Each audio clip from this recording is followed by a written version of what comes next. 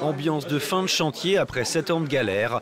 L'hôtel de Dieppe va rouvrir ses portes. Bien plus qu'une activité économique, l'établissement est une institution où des générations de Rouennais se sont pressées pour dîner, boire un verre ou dormir.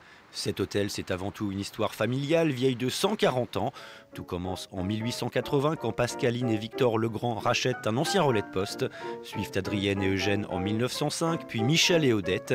Une saga familiale riche en anecdotes, comme en 1943 quand un officier allemand est tué dans le hall de l'hôtel d'une balle dans le dos.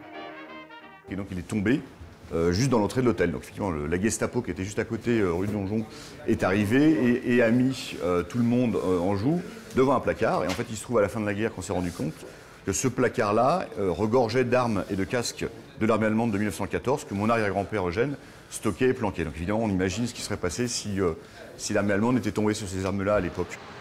Après-guerre, l'établissement ne désemplit pas. Le livre d'or mis en valeur sous forme de tableaux atteste de la venue de célébrités telles Adenauer, Khrouchtchev ou encore Walt Disney, venu goûter le fameux canard à la rouennaise.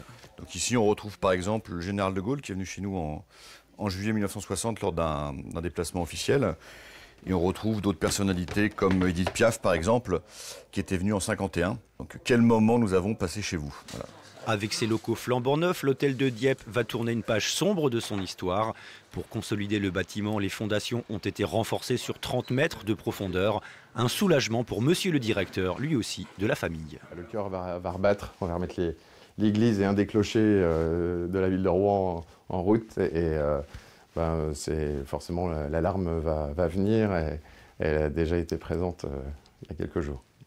Réouverture officielle le 23 décembre prochain.